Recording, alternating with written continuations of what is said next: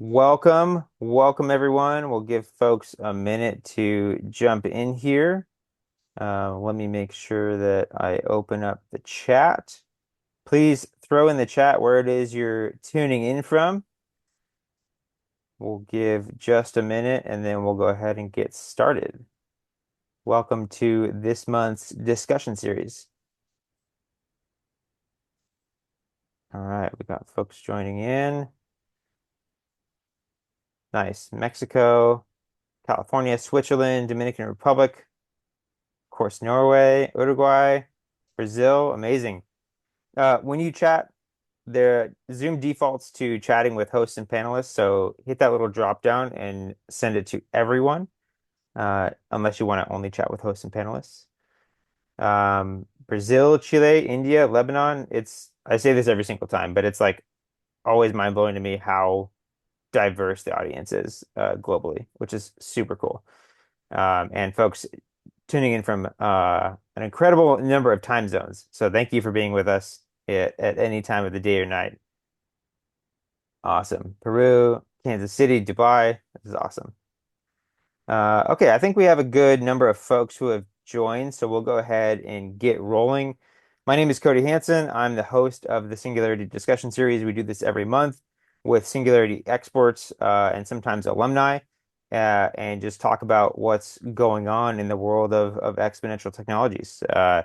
We've been doing obviously a lot of AI, and today is no different. And I'm really excited about today because we have Anita with us who has been building in AI for, I think, a decade, and so has been around long before the current hype cycle. And so, really excited to dive into the nuances of that experience. And so, to start, Anita, I want to just give you a chance to introduce yourself, your background and what it is that you do. Right. Hi, everyone, and thanks, Cody. It's lovely to be here. And I was just looking at where everyone's from, and I'm trying to check off all the places I've been and not, and it's not all of the countries, but quite a lot of them. I've had the pleasure of visiting in the last few years. So lovely to see everyone. So my name is Anita Schjøll Abildgaard. I'm CEO and co-founder of Iris.ai. Well, let's do the quick rounds. I'm a Norwegian national. I currently live back in Norway after a few years abroad. I've lived in Denmark, lived in Silicon Valley, lived in London, a little all over the place. I'm a I don't know, serial entrepreneur sounds a little pretentious, but I've never had a real job outside of like running startups. So I guess that makes me a serial founder. I currently am the CEO and co-founder of Iris.ai, which we will be diving into a lot more today. That is indeed, 10 and a half years of building AI. And this Iris.ai was started at Singularity University when I attended, together with some of my co-founders, this GSP 15, so the Global Solutions Program. I guess it was the abbreviation stood for back then. And so we spent an amazing summer at the SU campus at NASA Ames Research Park, just diving into all things future exponential tech and the really big problems the world is and was and is facing. So that's kind of the starting point for Iris. And yeah, it's been a fascinating decade ever since. So I don't know, Cody, is that a good enough intro for now? Yeah, that's great. And just for background, what does Iris do today as a company? Yes. So today we offer enterprise solutions in the space of agentic AI, very specifically enterprise companies that have 10, 20, 50 years of expert data. So documentation, databases, structured and unstructured, just like deep knowledge. We work a lot with regulated industries. You can imagine like everything from like nuclear power plants to health to, but also kind of telcos and just companies that have a lot of data and a lot of that data being produced by experts over time. We come in and we have, let's call it like the interpretation layer or the context layer of all of that. So we take it from just data that's entirely scattered to data that is AI ready, and then we also have systems to kind of bring that into an agentic reality to build tools on top of all that data to make sure it's actionable for the enterprise users. Awesome. And I really want to dive into that because obviously agentic AI is now the new buzzword on top of the AI layer of buzz right now. But first, let's take it back. What was it like building Iris in the early years and just working in AI? What made you believe in AI first before it was obvious to the rest of the world before the LLM moment? Yeah, before it was popular. Yeah. It was a fascinating time. I mean, I'm Norwegian and the company's Norway registered. My co-founders are all kind of scattered across the European Union and Europe. But in Norway, we were Norway's first AI startup, right? We were not the world's. I mean, we already had Silicon Valley, but in Norway, we were the first AI startup. I mean, the reason why I ended up in the AI space was not the technology per se, but we spent the summer at SU, and we're challenged with this, come up with ideas that would positively impact the lives of 1 billion people within a decade. We sat down with a small team and did the rounds of like, okay, how do we, like, what problem do we solve for? And I mean, the long story short is that we kind of kept exploring like problem spaces, like what about, I don't know, Alzheimer's? What about this? What about that? And for every problem we looked at, we're like, well, we're not domain experts. We don't know what state of the art is. We don't know what we already know, like in the world. Okay, so maybe we need to find an expert, or maybe we just, let's look at another problem. We kept doing that loop. And at some point, we're like, well, what if we just solved for that fundamental problem? What if we made every bit of information, at that point, it was scientific documentation, research, patents. What if we made state of the art of research available to anyone with a big problem to solve, kind of at their fingertips? That was the idea. And then the natural consequence of that was, well, we're going to have to build some really smart technology. We're going to have to use AI. Started building in that space, knowing that like the technology to achieve what we wanted to achieve, we called it like building an AI researcher. We knew it wasn't there, but we purposefully started building for technology we knew would come someday. Hmm. So it was fascinating then, 8 years later to hit the chat GPT moment, right? Yeah, and you've pivoted once or a couple times. What was that process like? The pivot is very much yes, but also a little bit no, because Hmm. like, okay, so part of like, without going too technical details, but like for those who know what a RAG system is retrieval augmented generation. It's part of this whole LLM, large language model universe. To for the language models to actually make sense in a specific context, you need a RAG system that provides it with the context document and says these are the documents you want, and then you can use that to find an answer. That's a RAG system. Again, retrieval augmented generation. We published our first research paper on a retrieval strategy back in 2016-17, right? We wrote it in Hmm. 2016. So we've like, from a technology standpoint, we've been building solutions in this space for 10 and a half years. Commercially speaking, we've done a lot of pivots. It turns out wasn't a lot of people willing to spend money on AI tools back in the day, right? So um, let's see. Well, I don't know if I should take all the detours, but we started out. The very first idea was that this was going to be a tool for entrepreneurs, right? Entrepreneurs with big, hairy SU style problems to solve that really needed the research to back it up. Turns out they're not willing to like spend time reading research papers most of the time, and they don't have money. So that was a really bad starting point. We very quickly kind of let that, like within a few weeks, we let that rest. Started selling to university libraries. That was all right. We had a co-founder in Finland, so we very quickly covered the entire Finnish market. But like from an AI scalability and resource perspective, selling to university libraries, even if you're covering the market in a whole country, just isn't. Right. Yeah, Not it a huge wasn't market. scalable, right? Yeah, yeah. Not a huge market. Tried to expand to Germany. Germans just looked at us blankly in 2016 about AI. So anyway, we there was a little bit of an ICO hype, crypto stuff. I'm Hmm. not going to go too much into detail on that, but once you're in the kind of exponential tech world, you look for opportunities, and we saw an opportunity, and then didn't materialize. And then in 2018-19, we started looking at the corporate R&D space, and we have been kind of in that space as a market for a few years. However, and then the chat GPT moment came and went, or came, hasn't gone anywhere, I guess. But it came, and we had these tools for R&D departments. What it turns out, and we kind of got this confirmed by like a McKinsey report a couple of years later, but like all the strategic AI funding that was suddenly like poured into the companies that we were targeting, practically none of it went to the R&D departments. And the Mm. R&D departments were still very, very hesitant to adopt AI tools, at least for the purposes that we adopted them. At the same time, at the same time, there was a lot of kind of simpler competitors coming in. We've spent a decade building technology that is like accurate and secure and systematic and rigorous and measurable.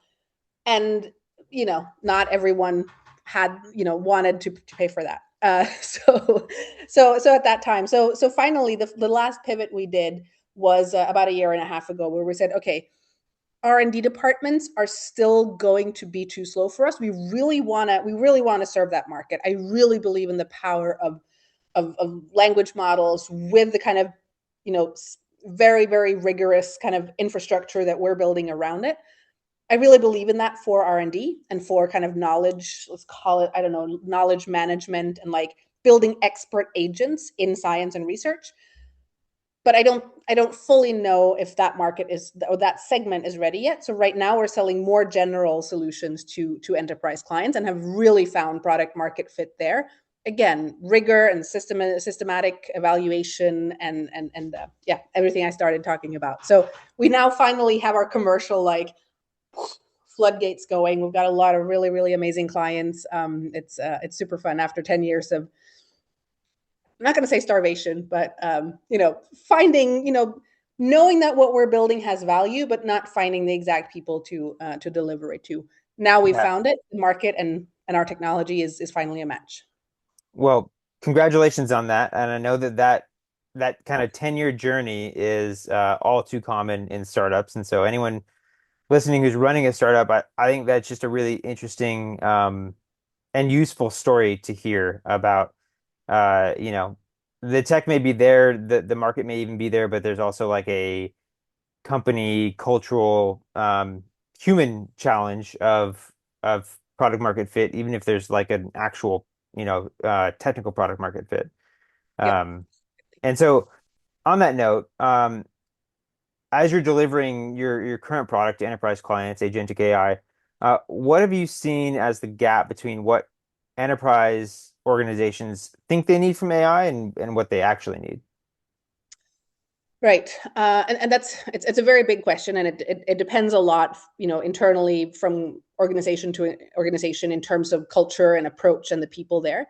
I think the general for like the large enterprises we work with is that they've started, like, we're not targeting the ones that are building their own AI capabilities from scratch and have been doing so for 5 years, right? We're targeting the ones that are coming to the table now in the last couple of years, right? They've hired, they're not also not the laggards, right? Because those haven't started yet. But we're targeting those who've like hired a head of AI in the last year and a half, who have a dedicated AI budget. There is an AI strategy, but the company isn't fully mature yet, right? So Hmm. that's what I can speak to, because that's what we know the most. I think one of the things, which is where we come in, because we come in at an interesting point, right? Because usually where we come in is to kind of make their data AI ready, which means a lot of times that they've been in this, like, I don't know what we should call it, the valley of death or whatever, where you've run these pilots and you've run one, 5, 10, 100 different pilots, and you never get it from proof of concept to production. Because as it turns out, your data isn't ready. So you can make something work in theory, but then you pick out a limited data set of 100 documents or a database of a limited number of whatever you're trying to solve for, and you pick that out and you make the tool work for that. But then when you scale up, turns out your data is messy. I mean, that is like, there. No one has like clean AI ready data unless we've been in and look at it. Um, but that's so usually we come in with organizations that are like, can you help us with this because we are stuck? Like, so there's a mandate, there's money, there is wanting to succeed. We meet heads of AI that has like a list of 50 use cases. that Hmm. they want, that they know that the organization needs, but they can't get it from like pilot to production, and that's because the data isn't ready. So that's one lesson. The other thing then, okay, so you start getting the data ready, and then you want to build the agents or agent systems. The other thing that's interesting is the tension between, so we call it like data unification is one of our products, and then we also work with knowledge work automation, right? So people who are good at what they do, they're experts in what they're working on, and they're using that knowledge in their daily work. Now we're coming in because their head of AI wants to automate part of their function. That's not a particularly enticing prospect for a lot of the knowledge workers. Right. And you will have pushback, right? You will, because there's a lot of people that are fearful, right? Is AI coming to take my job? Are robots coming to take my job? That's been a refrain for what, 60, 70 years now. So what we've found actually is, and that's another gap, right? Head of AI and leadership wants one thing. People who are doing that job doesn't necessarily want that thing. What we've actually found, a real, like we're developing like a repeatable framework for this, is a way to get people who are in those knowledge worker, because if you break down someone's workday, right? Because it's most people in this world don't have a one task workday. Most Hmm. people have a variety of different tasks, and some of them are fun and exciting, and some of them are not. And what it turns out, when we have these knowledge workers that fundamentally are going to be the end users of the solution that we help co-create. We actually build interfaces and stuff like that. We just provide the underlying technology. But when we reach out then to these knowledge workers and have them like break down their process step by step and make an Excel sheet. People love Excel sheets, right? They break it down and they're like, okay, here's all the stuff that I do. Oh, these are the really boring tasks. And we're like, great, those are the ones we're going to automate. And suddenly you have these knowledge workers on your side working really intensely to make the systems work at scale. And that's also something that you need to unlock, whether you work in a company internally or whether you kind of are a service provider or a technology provider from the outside. So those are the two gaps that we see in the data and in the humans, so to speak. You've already touched on this a little bit, but are there any other kind of key questions that a leader or like a C-suite should ask before making the choice to go invest in AI? Making the choice to invest AI in AI, no. Like if you're not, you're late. Like it's it I don't think any company, it's like, I mean, Andrew Ng said in 2017 that AI is the new electricity, and I think Hmm. that is very much the case. But I think the question is, what should we invest in within AI, right? Where Hmm. should we start? What is the most value creating things that we can do for the company? Because like, and I'm sorry if there's anyone from Microsoft on the line, but like buying a 5-year Microsoft Copilot license is like, that's not investing in AI necessarily. I mean, yes, it is putting your money into some AI tooling, but like that's not thinking through what will yield the most value. And maybe for your specific company, Copilot and Microsoft is the thing, but like that's the cop out way out, to just like go with the service provider you have, buy their AI tools, 5-year license, hundreds of millions, and then you're done. That's not going to be a really solid AI strategy. So the key question is really, what do we invest in and why? And like building a more complete strategy for like, what do we think about the future? Because it's not just about making ChatGPT or Copilot available for everyone. That's not an AI strategy. And I think, that's fairly common right now where organizations, small and large, know they need to be doing something with AI, and that's kind of like the easiest thing to just go do and hope that it maybe improves efficiency among workers or whatever. But um, that's a really great point about like the everything will be transformed, and that is not a transformative step for an organization. How do you start thinking about an AI strategy? Like what's the starting point there? So I've actually been part of the last year at one of Norway's, well, no, one of the Nordics' largest retail chains. who ask themselves that question, right? So there's a family-owned business. I'll give a little bit of context. It's a family-owned business of 3 or 4 generations by now, 78 years old, and they are like one of the three major players in the Nordics, and have retail and convenience stores. And the CEO and owner or co-owner, he was like, how, asked himself that question, right? How do I do this? And so what he did, which I think is a really neat way to go about this, because like he is an enthusiast, but like doesn't really know where to start. And there was very few people in the organization that knew much about AI. There was like, when we started working on this, we uncovered that there was actually quite a few people who knew what they were doing in AI, but like they didn't have any framework around them for having support and implementing it at scale. So what he did is that he actually asked, I think there's 7 or 8 of us, kind of AI experts, whatever we call ourselves, but like people working in AI in different capacities. And he gathered us all for 5 meetings throughout one full year, where our task for these, spend 2 days at a time, was to like talk to not everyone in the organization, but like a lot of people in the organization, understand the organization a bit inside out, and look at it from with outside eyes and go like, okay, what do we think about their business in the next 10 years? What do we know that they don't know? We want to understand their culture. It's incredibly important. That's why we spend a lot of time. We're not a consultancy coming in and just checking off some boxes, right? Because anyone can create a fancy PowerPoint AI strategy. But like coming in and really understanding what is it that they need. And then coming up with this like 5-point list of like, here's what we think you should do. And I can't speak much to the things that we're going to recommend because they're not public yet. But what I can say is that through all these conversations and through us kind of coming in and prodding and asking questions and getting like starting to understand the organization and like having those conversations, and then on the flip side starting to talk briefly about some of our ideas, and some of them are basic housekeeping, some are more visionary.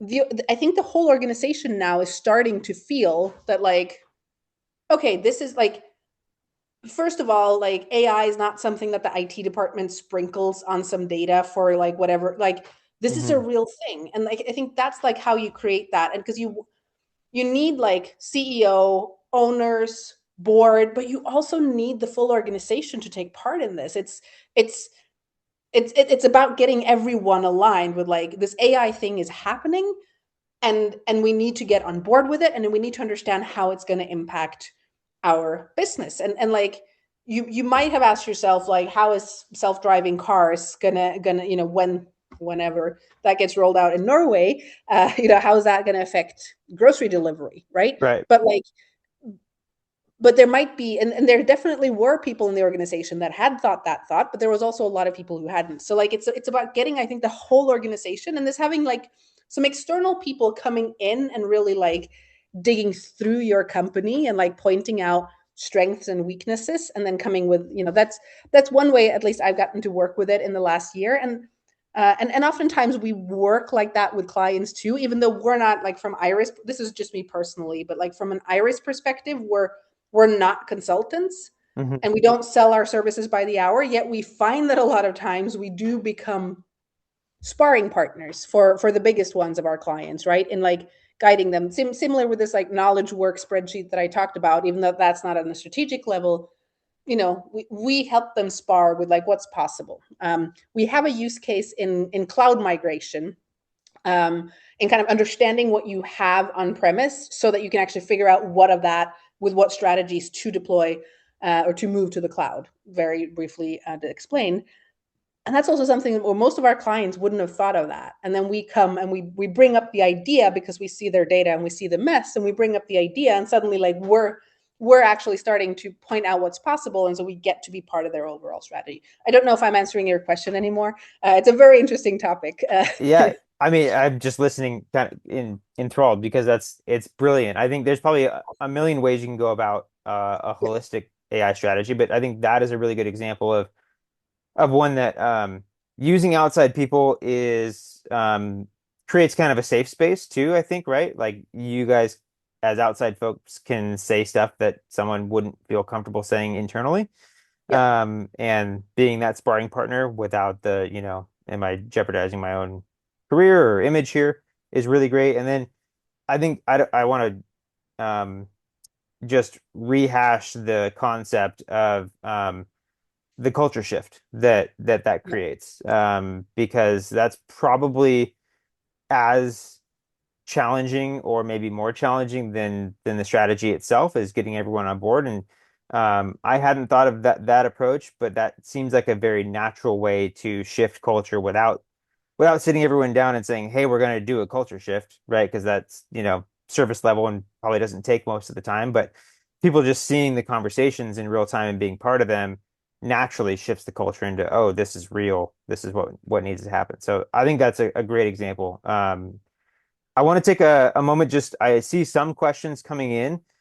So yes, I encourage you to throw your questions into the chat or in the Q&A. We are going to switch to audience Q&A here in a little bit. Mo on our team is behind the scenes curating those, and so we'll start rolling into audience questions here shortly. Is there a really clear scenario where in an enterprise, or at any company, I guess, where AI is not the right solution for a business problem, and why would that be the case? There's this saying, I don't know exactly how to like rephrase this in English, but it's like people for people and like automation for everything else. And I think there's like whenever you need a human aspect to things, there's like where you need sympathy and understanding and like face-to-face interaction. Like, as an example, like I love self checkout. I love bots that I can chat with for some, like I don't like humans at all times. Like I'm sort of introverted, and I just like doing my checkout at the grocery store without people, right? Uh, that's me. Not everyone's like that. And the point is, but when I get to like customer support, and I'm like, I know that my matter is too complex, and it's about my accounts, whatever the thing I'm asking for is too complex right now for a chatbot to answer because it requires my data and contextual understanding.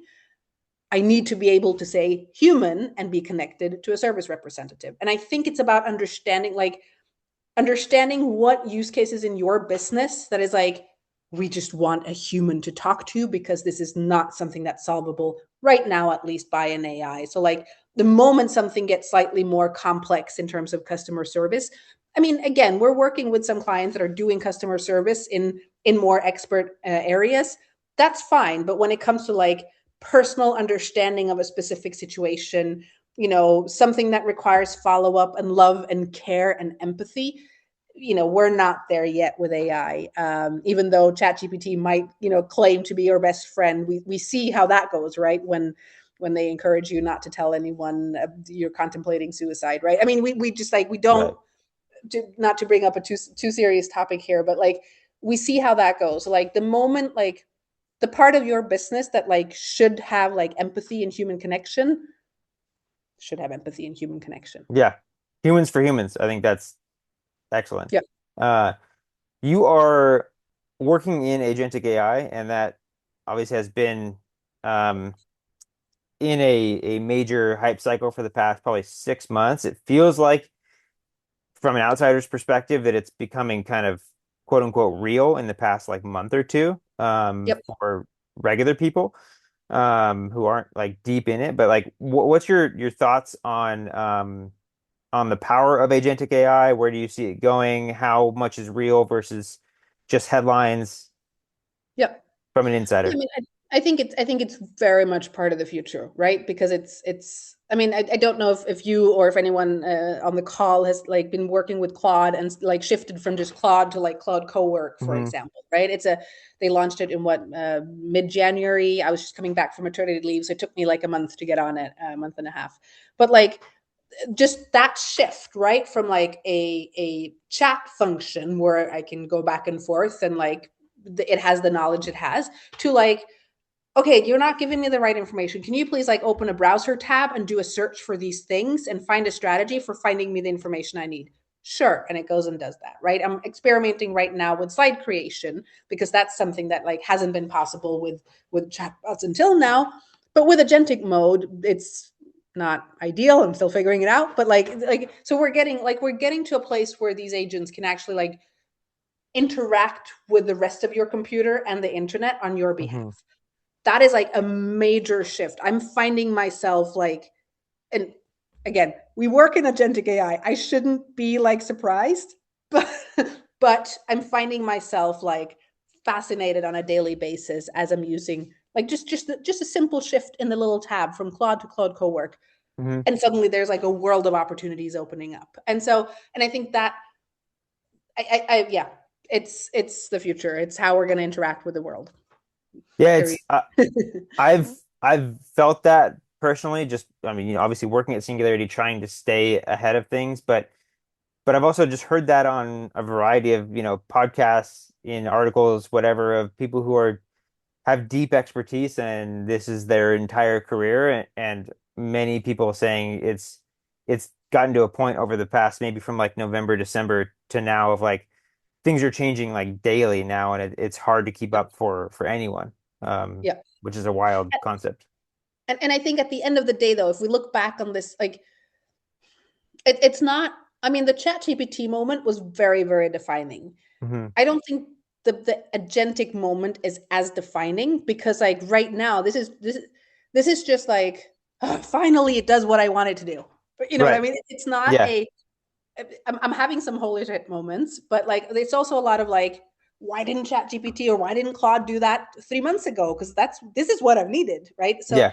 I think we're seeing a massive shift, but also not because it's just fulfilling our current expectations in a way. And I think we're not. I think we're going to look back on it, and we're not going to really remember that, like, chatbots could not, open your browser tab. Why could they not do that? You know what I mean? Like, Right. The humans have a really great gift of going from like, oh my God, this is amazing, to like a week later it's blasé, and like of course it does. Like, exactly, yeah. exactly.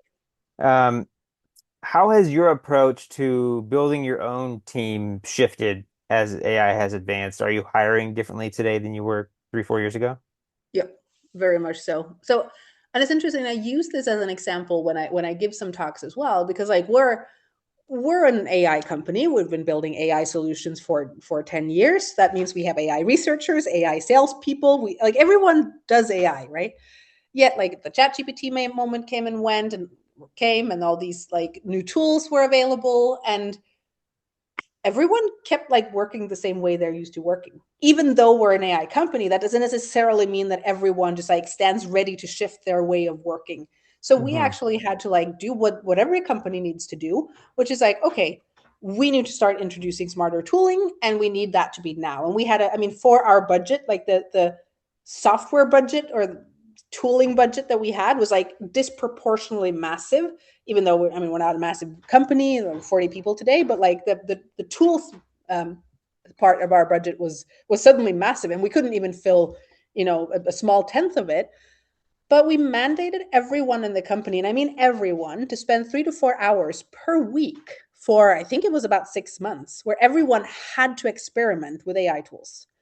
No output required, no results required, other than like sharing with other people once a week what they've learned, what works, what doesn't. Like, I can't make slides with AI, that I cannot find a single good tool, but we can make, but I'm doing it for marketing slogans. I'm doing this. Like, we had 2025, we had a starting point of the year of about 30%, 35% of our code AI written, and or AI generated. And by the end of last year, we had 65% code AI written. And now we're focusing more on quality assurance and a few other areas, right? All of this to say that right now we only hire for people who have this mindset and this approach, right? Hmm.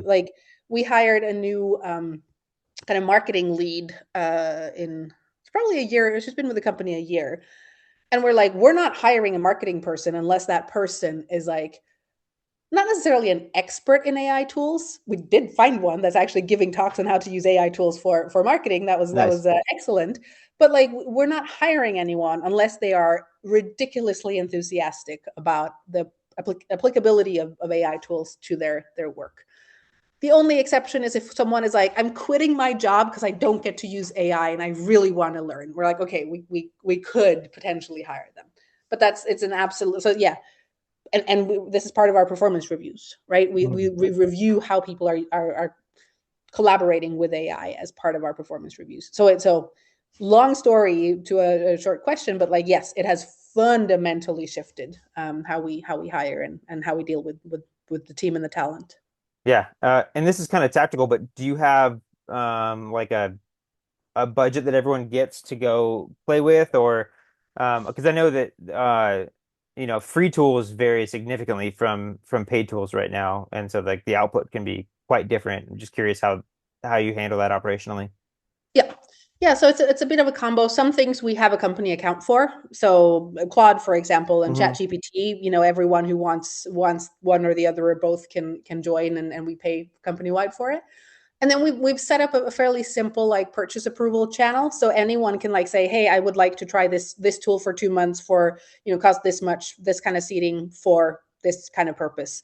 And then so it's a very easy way to like just get an approval for that and get going.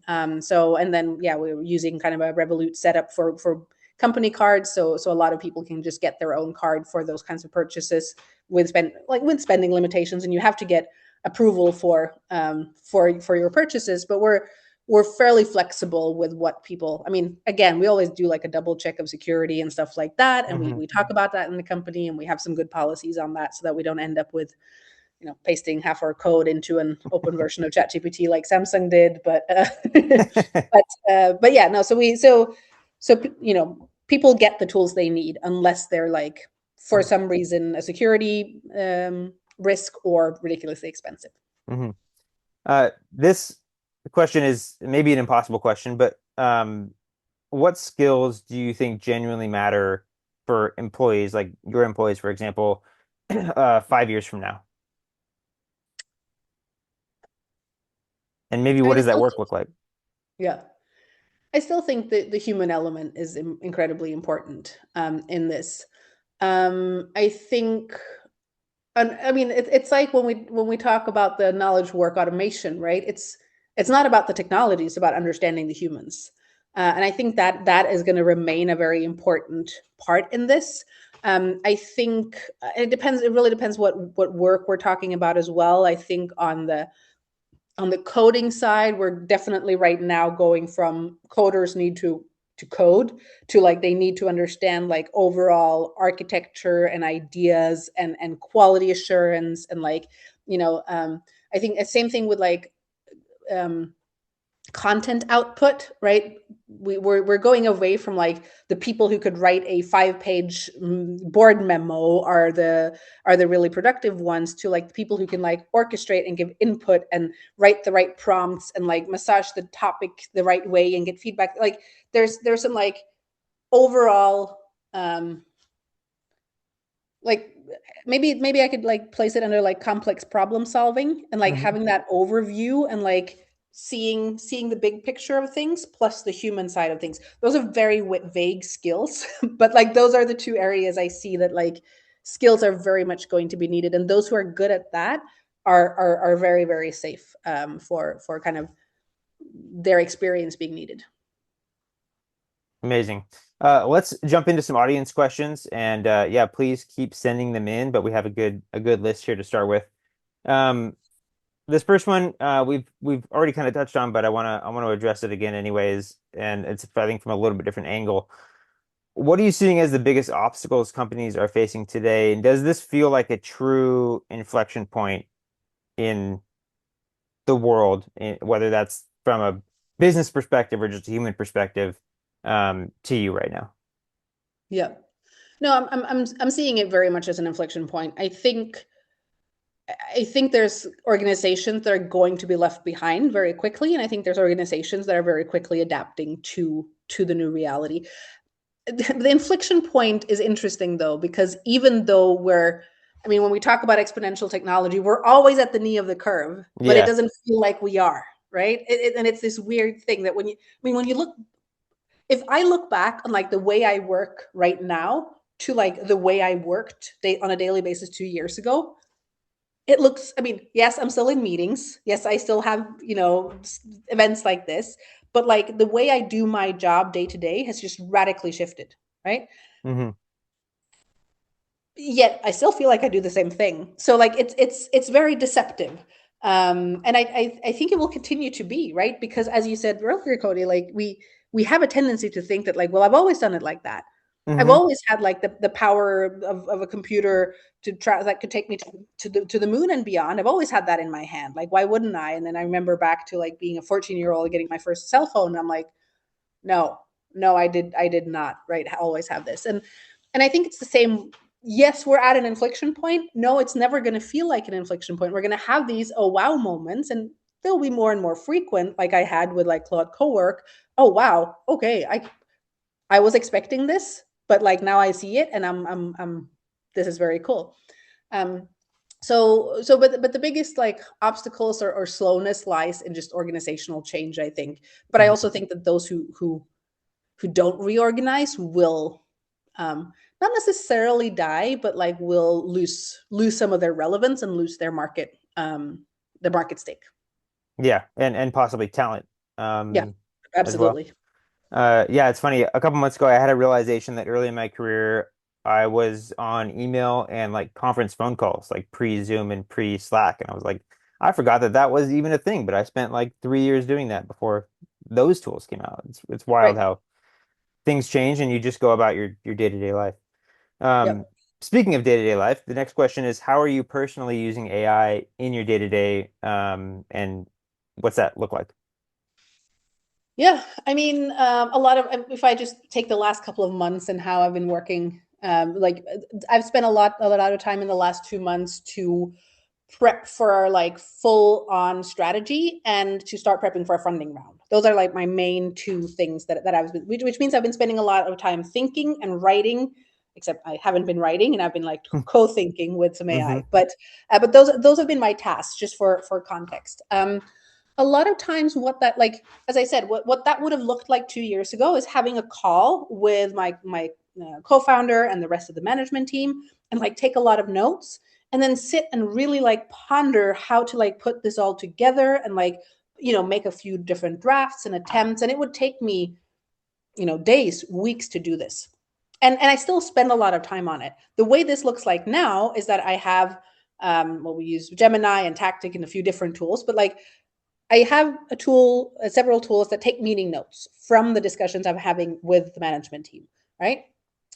So I get like tiny, tiny, tiny, like minute by minute notes and details. So I use those scripts, upload those either to Claude or ChatGPT, and I say, okay, here's what we've been discussing. Can you please make from this? And then I take the like the go to market strategy document and the product strategy document, and I feed all of this into the AI system, and then I kind of start prompting, and I'm like, okay, so I want a strategy. It should look and feel like this. Here's what I need it for, and then we start massaging this together and go back and forth. And I have to read it, give feedback, input. So it's very much a back and forth. It's not like a blind dump and then I have a strategy, but it's a very very different process than sitting down and trying to write this out on my own. So it's back and forth, and then I run it by the team, and we have another discussion where where I bump into like, okay, I don't know how to formulate this or how should we approach this, and I go back to the management team. We have another discussion about that. Again, I take the notes, I feed that into it.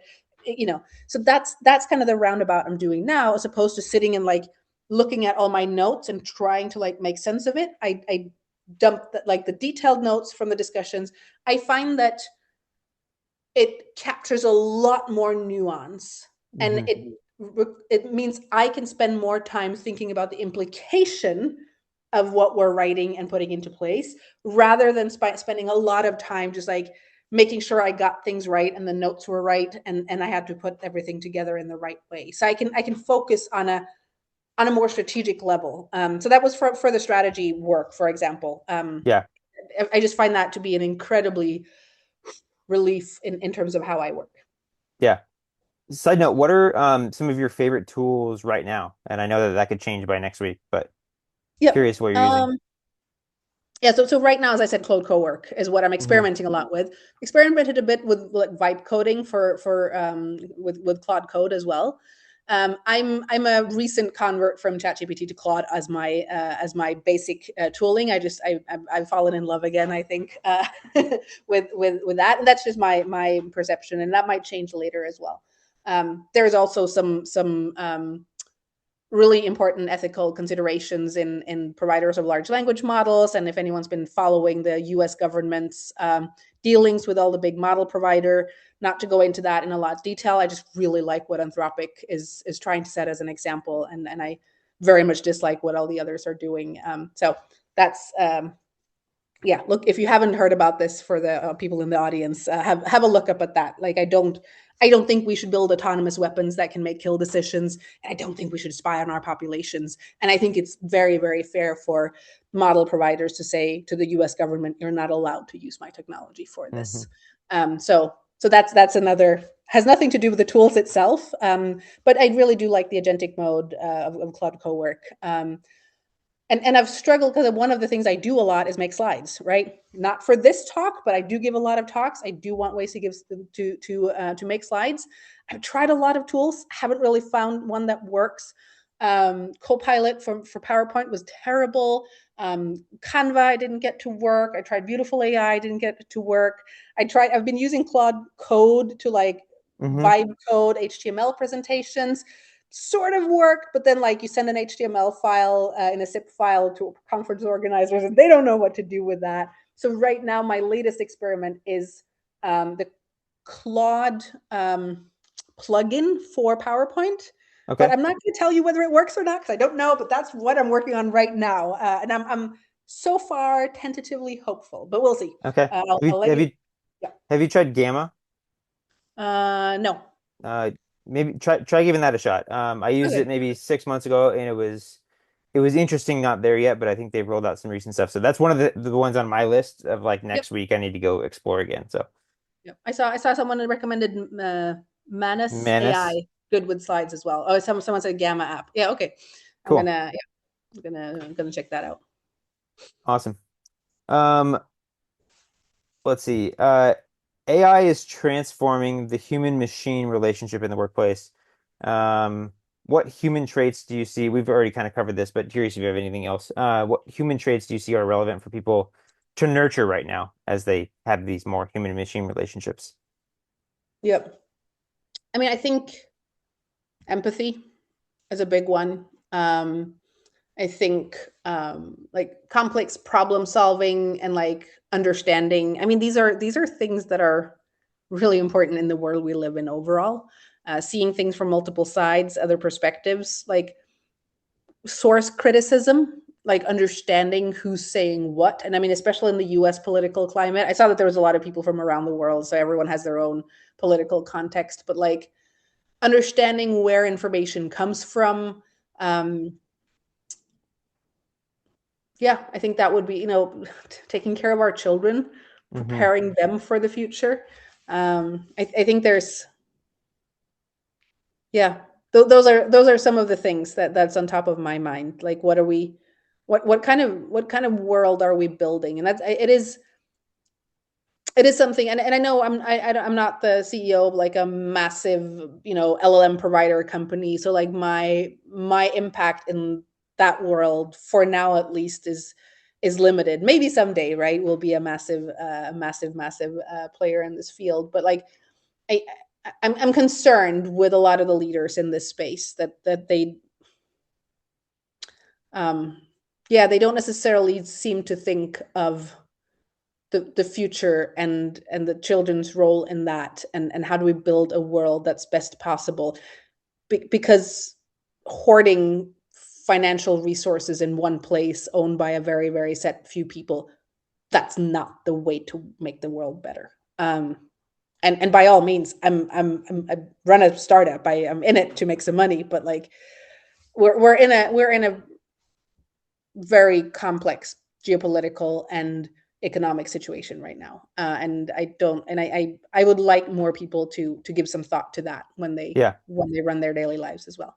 Yeah. Yeah. I think there's a through line in kind of most conversations that I have across Singularity of like the real challenge or work to be done is human leadership and like figuring out the best way to adapt and lead for next generations. The technology will continue advancing. It's almost it feels like an unstoppable force. And trying to guide it in the right direction is the work to be done for us Yep. collectively. Um, do you have a visionary picture of like a futuristic AI first enterprise as far as org structure? What does it look like compared to like conventional org charts today? So I think there's two things. First of all, I think the idea of a job as being one place that you are at for a number of years, and that's the only place you work, like I think that is going away to a large degree. It already is, right? My grandfather worked at the, and I don't know what that word is in English, sorry, but like he like the cardboard packaging, let's call it that. He worked at like the cardboard packaging factory from like the day he graduated school at like whatever 15 till the day he retired, right? Our jobs have changed a lot in the last, two, 3 generations. That is and I think that's going to continue. So I think the idea of a job is going to be a much more like fluent thing or like fluid thing is the word I'm looking for, where you go more from project to project basis. That's one thing. In terms of and that will affect the org chart. In terms of the org charts of the future, I think there's also an element like, as I said, companies who don't embrace AI are going to be outcompeted fairly quickly. However, I think there's an argument to be made that once you adopt an AI strategy and you start building and you start kind of becoming not necessarily AI native, but like AI powered, let's call it that, similar to electricity powered. I think there's something about a choice to be made because I do believe that there's going to be companies that is run by like one person and 1,000 agents, Hmm. right? And fairly large companies too, right? Where all the code for a smart tool is going to be run by agents and that's going to be it. And you're going to be served by agents. And at the end of the day, there's going to be no human to talk to. And for some customers and for some use cases, that is going to be enough because the price point is going to be low and that's what you need. You don't want to talk to people. You just want stuff to you want to buy some services or tools and you want that to work. I think there is gonna be still a fairly large number of both industries but also types of companies where you could be the premium service that has humans, right? Whether they're full-time employed with you or whether it's a more fluid work relationship. But I think at the end of the day, each organization have to ask themselves like, are we going to be a more premium provider that has the human touch, or do we want to make this entirely outsourced? I mean, this is also already something we're discussing in terms of AI slop and content generation, right? Hmm. As a marketeer, you have a choice. Do you want to just like auto generate a bunch of AI stuff and just put it out there and that's your marketing strategy? Or do you want to actually do kind of I guess not a fully human, but like a joint human AI effort in like getting content out there? And that's do you want to keep the human touch or not? And I think that's a choice that everyone has to make. And that means we're going to have org charts that look radically different from organization to organization. Yeah, that makes a lot of sense. I have this like theory that's kind of similar of as the technology advances, there also will be this like other end of the spectrum of people wanting the opposite of like very boutique, bespoke. And we see that today in a variety of ways. I've had this thought because my in-laws have like ranching interests, cattle stuff, and it's like others like the lab grown meat, right? And that there's a good chance that will be the future of mass production. But I can also see this group of this market that really wants like the real, beef, and Right. they want to know exactly where it came from, and they want to know it's single source and that kind of thing, and it becomes maybe a luxury item, right? Not a, but I could see a similar thing in AI where, maybe you want something to be handwritten by a human and verified that it has been, and that's like you pay a Right. premium for that because it's now a luxury item. Exactly. Exactly. Um, let's see. Do you think and this is could vary widely across the world. Do you think regulations will protect jobs and roles, or the ultimate objective of companies being to automate everything? I think I want to expand on this of like, what's your thinking on um, government ability to mitigate this? I'm bearish and don't have a lot of hope that is going to happen on its own. But I'm curious your thoughts. Yeah. So I think government regulation has a lot of power, especially in this geopolitical situation. Now I'm talking overall, not in terms of job protection, Hmm. but overall, I think that has a lot of bearing. And I mean, I'm coming at this from an EU perspective, right? Hmm. And a company where we started the company in Europe, and that was a terrible strategic choice up until last year. And now with the geopolitical situation and like what that is, and we are a EU company. We're funded by the European Innovation Council. We're GDPR compliant. We're ISO certified. Suddenly, like we're credible in a Right. whole other way that no American company can be. Right? I mean, we're not directly competitors with Palantir, but in some ways we are because we're dealing with kind of data and like let's just say that I think we look better on paper than Palantir, right? When it comes to being in bed with the American government and et cetera. So like there's competitive advantages and disadvantages in kind of different sovereign jurisdictions kind of Hmm. approach to AI and regulation. When it comes to our jobs, I think I think there's going to be efforts. I think we have to radically redefine what that means because I'm going to come back and this I feel like every conversation I have that's like freestyle it always comes back to like universal basic income, right? Yeah. It comes back to like we're going to have to make societies that make sure that everyone has a basic level of like I can survive and I can live decently off of like just being a member of this society and being a productive member of this society without necessarily that meaning I have to be in an office from or a carpenter job or whatever it is from 9 o'clock in the morning to 4 o'clock or 5 o'clock in the evening. Like, I don't think that's the ultimate human experience. And I think we need our governments, and I'm coming from a very socialist country, so this is going to look different across the world, but I think we need governments who realize that the future of work is a lot more fluid Hmm. and that everyone needs a basic system to take care of them, and then having the incentives to by all means like get rich and do whatever you want if that's what you want, but that there's like a basic living standard to protect everyone that lives in that country and ideally in the world. I think that's what a smart government should be focusing on. However, we elect governments in 4-year cycles. They're not caring about that right now because now we're Right. talking a decade ahead. So Right. am I positive? Like, am I hopeful? Oh, I don't know. Not maybe Right. not even in socialist Norway, right? Yeah. Yeah. It's an interesting one, especially because I think that you can see capital flowing to largely to maybe 10 or 15 companies, Mhm. and the returns there being incredibly outsized compared to the rest of even highly successful companies. And so what does that look like? Yeah. And then they And donate money to charity, but it's like I don't want to live in a world where like Mark Zuckerberg gets to decide what charities should fund my way of living, right, right? Like right. it's that's not how this should work, right? Yeah.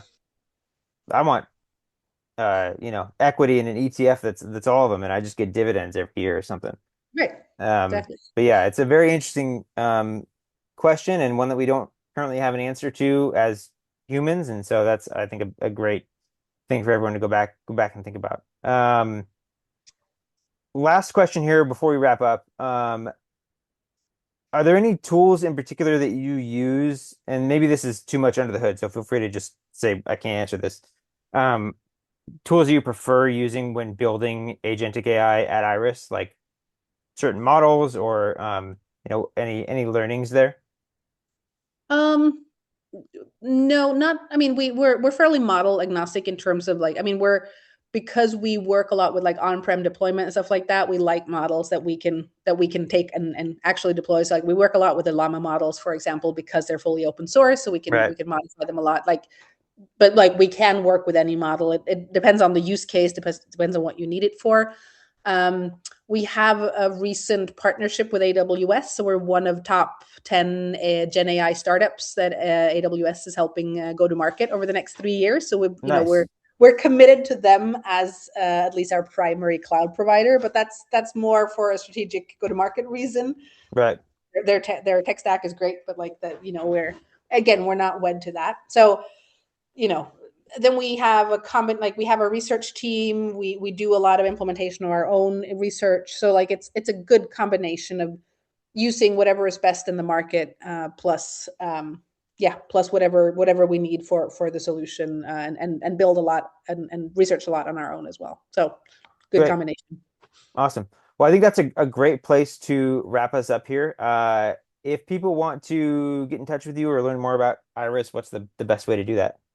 Yeah, so LinkedIn is good. Connect and send a message. Please send a message. Like if you want an answer, please send a message. Or by email. Anita at Iris.ai is also a great channel. And yeah, but feel free to connect with me on LinkedIn, and just send a note that you've been to this event, because then I know to separate you from the the crazy amount of requests I get from salespeople.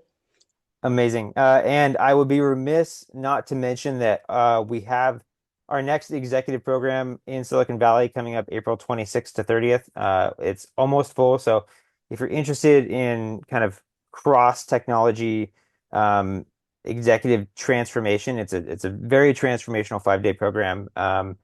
Anita, I think you've been to it many times as an expert. And so that's coming up in April. We have another one in October, but check that out at su.org. We will send all of this information in a follow-up email, as well as the recording, and like a synopsis based on the transcript. I'll give the transcript to Claude and have it to a little recap, as Anita was mentioning earlier.